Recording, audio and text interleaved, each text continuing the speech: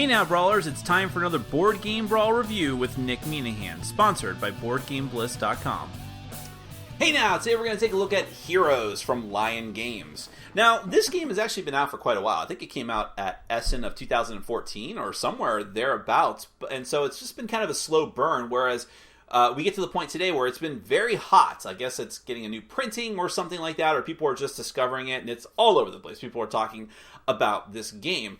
And there's a good reason why, because it is a pretty innovative game. This is essentially a game of, let's say, magic is probably the closest thing you can think of when you're thinking about this game as far as the theme, where each player is taking control of like a summoning wizard and trying to battle out casting spells and using their monsters against the other players. However, the main difference here, and the innovative thing about it, is that you are introducing real-time dice rolling. Think of something like Escape, which is leagues away as far as theme and the total gameplay, but the same concept where when someone says go, everyone is rolling their dice as frantically and fast as they possibly can, and then until someone says stop. Those dice represent the mana, so to speak, that you are using during the game to fuel your spells, to activate your monsters, to even draw cards. So very, very important and a crucial aspect of the game that everything else pivots on.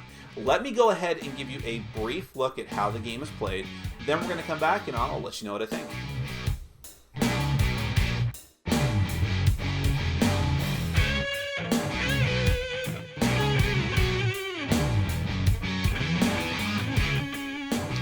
Alright, let me give you a brief rundown of Heroes. Now, I have this game set up for a 2-player game, but you can play it with up to 3 or 4.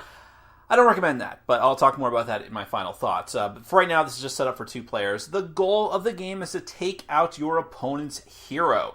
You have a hero card, which is going to be placed down onto the board in a spot of your choosing, perhaps, depending on whether or not you play as on the trainer board or not. That's what I have this set up for here, which is to say that if you don't want to do the whole rigmarole of setting up your army in a specific way at the beginning of the game, you can just use the pre-made setup on one side of the board where it actually has pictures on the board showing you where to put your units. But in any event, each hero is going to have a hit point total, which is down on the card, and you will keep track of that with a little tracker at the top of your board with one of the wound tokens. If you can reduce your opponent's hero or heroes, if you're playing in a multiplayer game, to 0, then you will win the game. Now, and just to cover multiplayer briefly, there's other ways to play. You can do a tournament mode. You can do a team mode. You can do a mode where there's no player elimination at all. You're just playing for points, essentially, stunning your opponent every time you reduce their hit points to 0. All of these different things. But the end result is always going to be some iteration of you taking out your opponent's heroes. That's the goal. Now, since we're over in this general vicinity, let me show you the other things that are on this board. Now, this is every hero is based on a different type of element, and what I happen to be using for my example here is the water elemental hero. They have names, but that's kind of irrelevant. And then actually on the other side, what I'm using for the 2-player example is the earth elemental hero, and they all have different types of creatures that they'll be able to utilize. So, for instance, in here, the pre-made setup for the water hero is you have the Leviathan, and you have the nymph, and a water elemental, and so on. But, you know, if you choose to do the army building rules, you can have things like an ice dragon, or you can have a siren, or you can double up or triple up on some creatures. If you choose to do the army deck building rules after your first game, then you have to look at the small number. I know it's kind of hard to see off to the side of the card by itself. That is points for building your army. You cannot have an army that consists of more than 10 points worth of creatures. But up to that point, you can go nuts and do whatever you want. Now, on these creature cards, and by the way, the creature cards are not the end-all, be-all of the game. There are other ways to deal damage to your opponent and take out their creatures and their hero, but this is the backbone of your force, of what you're trying to do during the course of the game. So, important things here. First up in the top corner, you have their strength. This is how much damage they can deal with their basic attack against either an opponent's creature or their hero. Then you have their attack parameters, which is to say this is who they can target on your opponent's board, you are supposed to picture that your board is directly in front of your opponent's board, which in a multiplayer game can be kind of tough. But if that's the case, for instance, this Leviathan can only attack the space directly in front of the lane that he is in, so right here, like right against him, or off to just up and diagonal to the right of his card. Whereas if you look at the Water Elemental, he can only attack straight ahead, or if you look back at the Tritons, they can attack in any of the 3 spots in front of them. Front, and then the side left and side right. Over in the opposite corner of that card, up in the top corner in the right, is the hit points of that card. You will take wound tokens as it is dealt damage. Whenever it takes as much damage or more as it has hit points, it's dead, it's gone from your army, never to return. Now, in the bottom section of the card, you have different special abilities.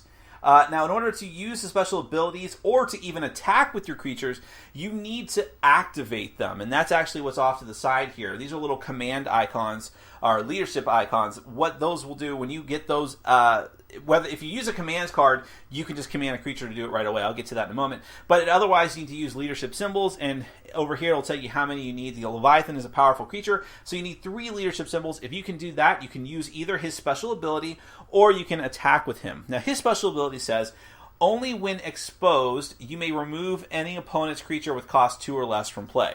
Now, only when exposed means either a creature that is in the front line or a creature that no longer has or never had a creature in front of it if it's in the back line. So let's say that this Water Elemental got moved, or if it got destroyed, all of a sudden my Triton becomes exposed. When you're exposed, you can be attacked. You know, there are some things that only target people in the front or back row, only exposed or non-exposed.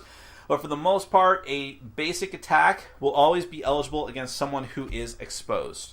Now, the heroes all have a latent ability as well, if you choose to do that. If you flip over this card, all she has is hit points. All she has is hit points and no special ability, but you might as well do it. And they all have an iteration, like some version of the same kind of ability or abilities, which is to say that their spells of a certain type, in this case water, always get an enhancement. I'll cover that in a minute. And also, whenever you stop the game, I know, none of this makes total sense yet. We'll get there. Whenever you stop the game, you are going to take damage for every die that comes up from you that is of an opposing element. Water is opposed to fire. Fire is opposed to water. And then earth is opposed to air, and vice versa. So if you roll dice with those symbols and lock it down when you stop the game, not when someone else stops the game, you're going to take damage for having too much negative chi in your pool. Alright, and the last thing I'll show you just for right now, at the bottom of the board are little reminders of different ways that everyone can turn in dice. Everyone's got these same things at the bottom. You can always dispel magic by turning in dice symbols of each of the different types, one of each, which is getting rid of a permanent spell. And you can also enhance a dispel by discarding 2 cards, which can be important when permanent spells have been enhanced. By getting a certain amount of card symbols, you can learn new spell cards. You can either take a card from the bottom row of the pile of cards in the center by spending 5 card symbols, or 4 of them, or you can take one from the top row, which is harder to get to, by spending 5. And then the last thing down here is the drawing spells. You can spend 3 cards symbols in order to draw a card from your own personal deck, and for each additional card symbol you have at that time, you can draw an additional card.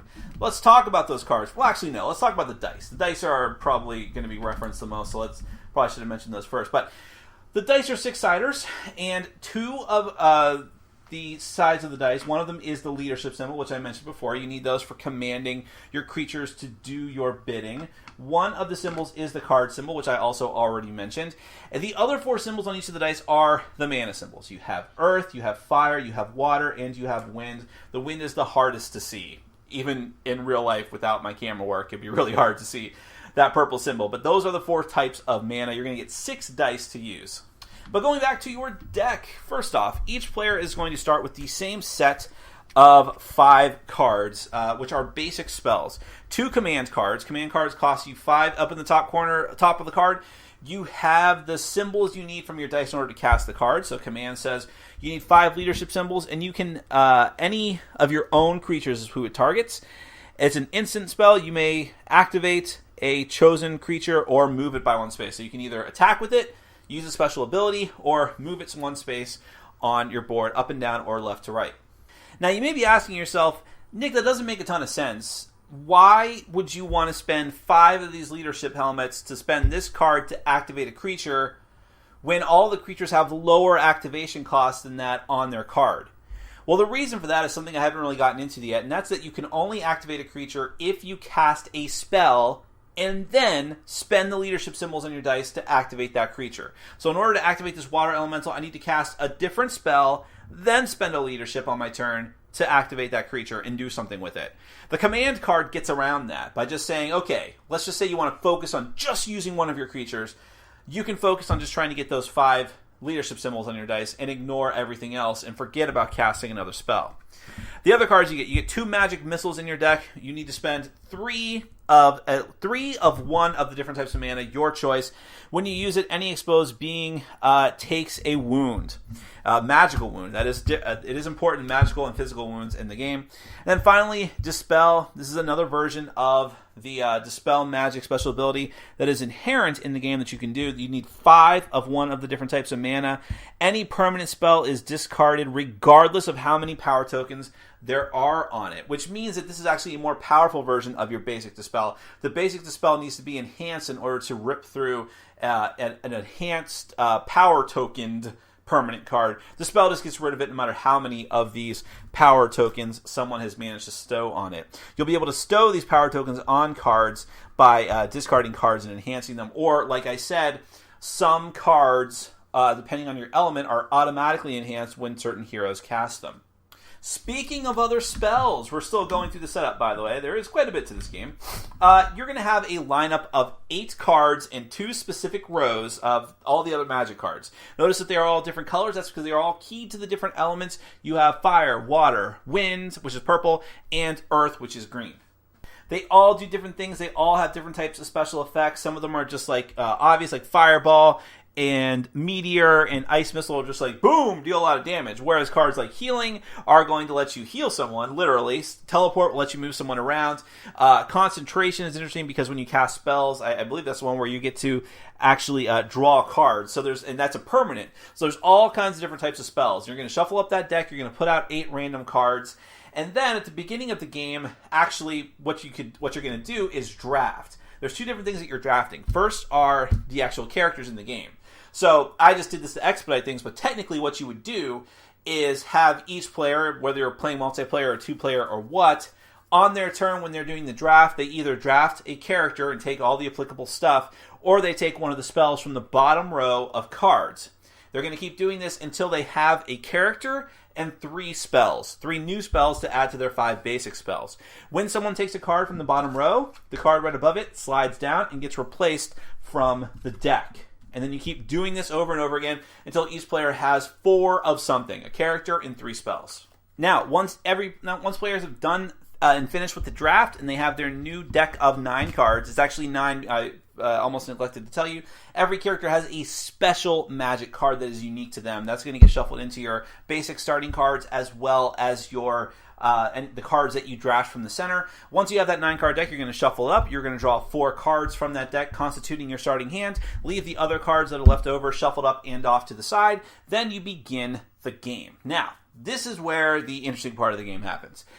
What players are going to do is they're going to all grab their 6 dice. Someone's going to say go, and then you're just going to roll dice. You're just going to roll dice. You're going to keep the ones that you want. You're going to roll the rest. Boom, boom, boom. You're going to keep going and going and going. This is a real-time game, meaning that players are going to be simultaneously rolling the dice until someone decides to stop. When someone decides they want to stop, they yell out, stop. At that point, anyone who no longer has dice in their hand, they're in the middle of the roll, or they just rolled on the table, stops. They do not do anything else with them, including the player who yelled stop. If anyone has dice left in their hand, they roll them one last time and then don't do anything else with them. And then starting with the player who yelled stop, that player resolves their turn with whatever dice they have, and then you go around the table until everyone has a chance to take their turn. So, even if you're not the one that yelled stop, you may still get to do something, but you had little control or no control over what you ended up with. Hopefully you got some things, but you may not have. As you're rolling those dice, you get to keep whichever ones you want as you're rolling and roll the rest, again, until someone yells stop. Now, starting with that first player, you get one action. First player being the player who stopped. You get one action. Then it goes to the next player. They get an opportunity to do one action. Then it goes to the next player and the next player. Once everyone has had a chance at least to do one action. And in fact, if the player who stopped does not actually take an action, in other words, they screwed up and they can't do anything with their dice, they actually take a couple of, I think it's like 2 hit points of damage. It happens very rarely, but it does happen and it's pretty amusing.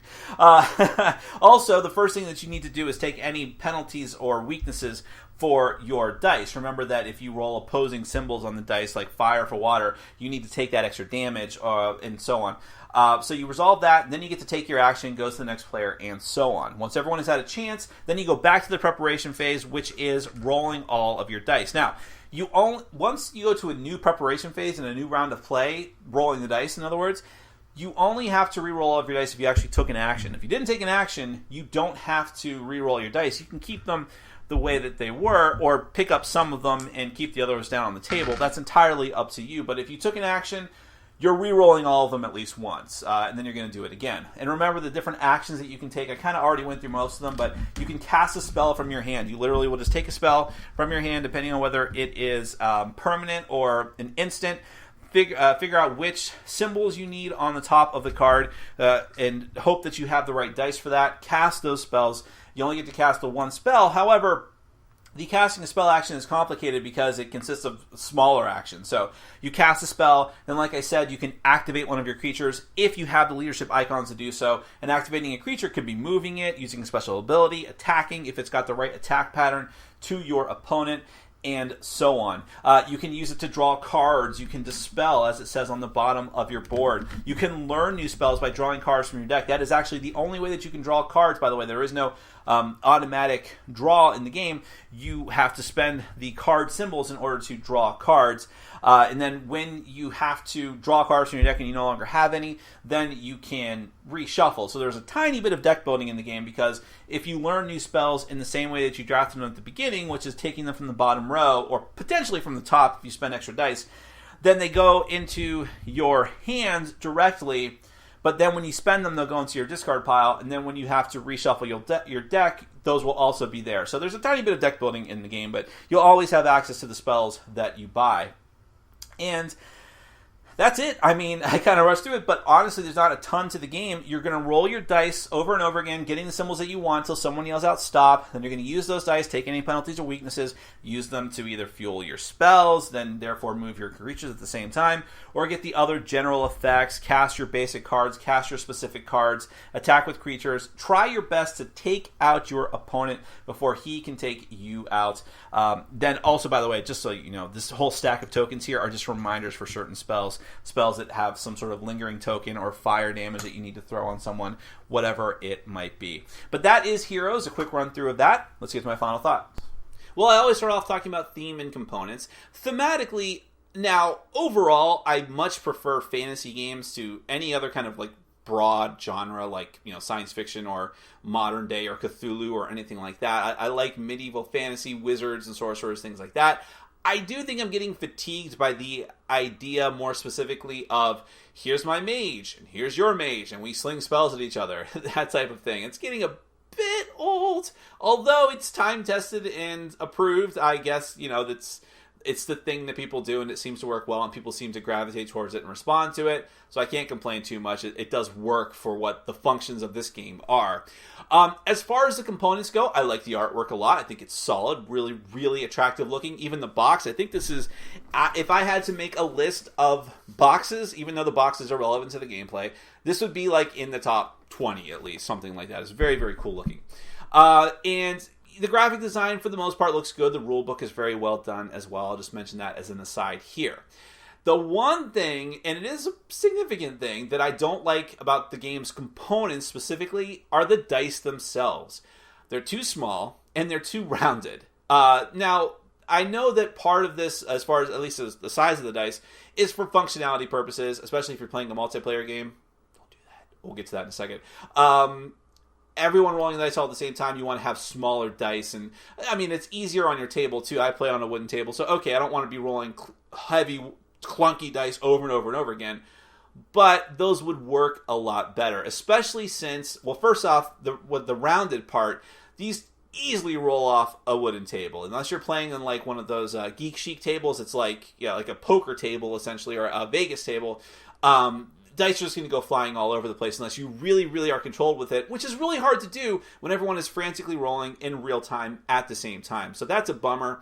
And then also what would help if they were bigger is that they would be a little more detailed and easier to see the symbols, because it can be really tough at times. Especially the water symbol and the leadership symbol. Those look very, very similar to each other. And when you're rolling the dice, again, really frantically all at the same time, and trying to pay attention to what's going on with what other players are doing, how much time you might have left, it can be kind of tough. So I wish that the dice, which are such a central element of the game, were bigger, better, more noticeable. But it's not a huge deal. It is worth mentioning, though. Let's talk about the gameplay. And I will say this right up front. In multiplayer, for me personally, it is almost unplayable, and I will never, ever, ever even attempt to play this game multiplayer again. It was, for me, just an excruciating experience. The length of the game just balloons. It triples, doubles, whatever it might be, depending on whether you have 3 or 4 players. I've tried it with both, because I tried it with 4 the first time, and it was just like, for me at least, other people I played with had fun. It was just like, when will this nightmare end? And then with 3 players, it was only slightly better. I do firmly believe that this is a 2-player game.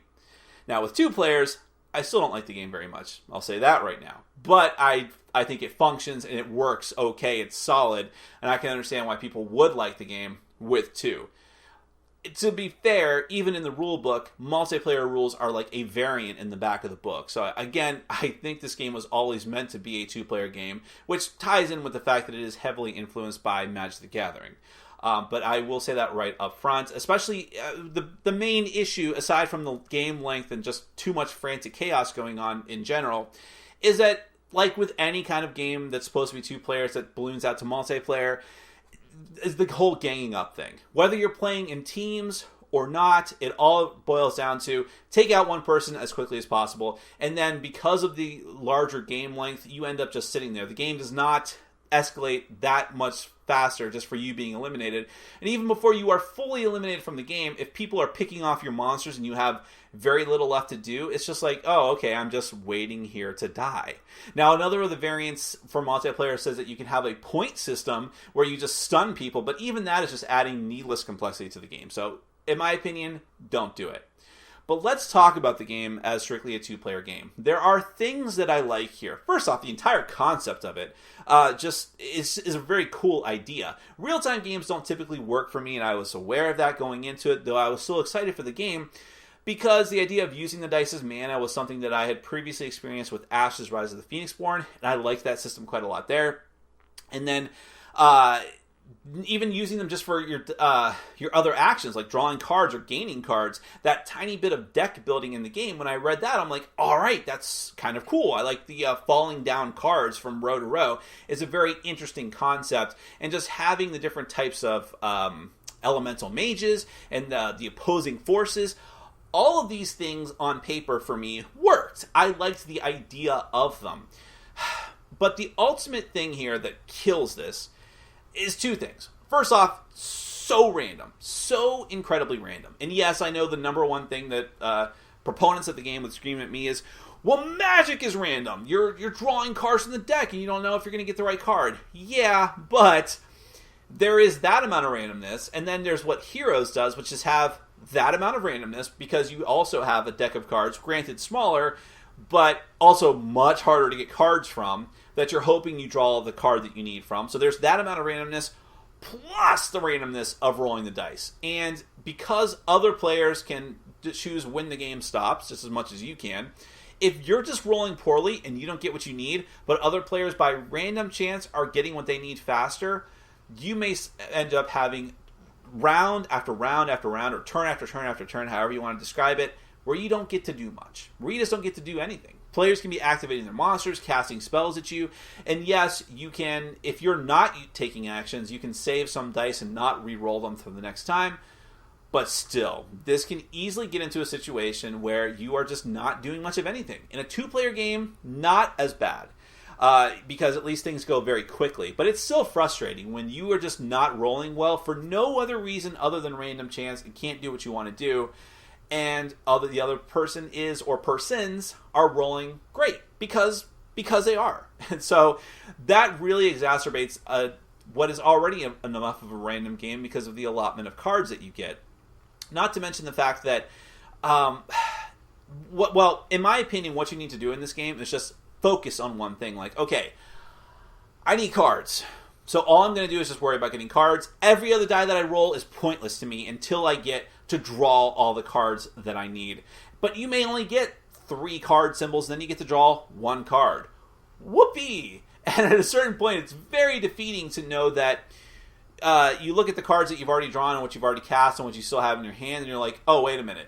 Those 2 cards are most definitely going to be command cards, and I don't need those at all right now. In fact, all my creatures are dead, so they're totally useless to me. These type of situations can happen in the game, and in some way, shape, or form, and they're not as rare as you would think. And actually, all of these different things I'm mentioning are leading to my biggest problem with the game, aside from the randomness, and that is that if I had to think of a word to describe what the problem is with this game, it's restrictions. Everything about this game felt restrictive to me. You can't draw cards normally. Like, there's no set draw. You have to spend your dice to draw. You can't command your creatures to do things like attack or use your special abilities. You have to not only spend leadership for it, you need to cast spells unless you cast the very expensive command card. Whenever you roll dice, you might just randomly take damage because you rolled opposing symbols. Again, that's not only random, it's also restrictive. You're getting hurt just for doing what you must do to cast spells. So you don't get a lot of cards. You are constantly having to roll over and over and over again to get symbols that you need to roll things. You can't just attack with all these really cool, flavorful monsters that you have out there. This army of monsters, which you can actually build ahead of time. You can build an army of monsters and not be able to do much with them just because you are not able to draw and cast spells that you need constantly, and at the same time have the leadership symbols that you need. There's just so many things in this game that are just designed to flummox you, to just not be able to have you do anything. And I don't know why. Because really, this game is not that complex or heavy. It's not meant, I think, to be a brain-burning game so much. It's meant to just be kind of fast and visceral. At least that's the feel that I got, or what I was supposed to be getting from it. So why not just let you draw more cards? Why not let it be easier for you to do things? Because as it is now, there's no throwaway action. If you get stuck with no rolls or nothing you can do with your roll, there's nothing you can't do anything to say oh well, I can't do anything, so I'm just going to take this action, which is my default action. So maybe just draw 1 card. That would be great. Have something for you to do. There's nothing like this in this game. It's just purely here's what you can do. Here's the complicated things that you have to do in order to make those actions happen. And I just don't know why. You're powerful wizards slinging spells around. Why can't it be easier? Why can't it be faster for you to do that and to have fun? Instead, it's just here's what you do. And, you didn't have that? Can't do it. Sorry.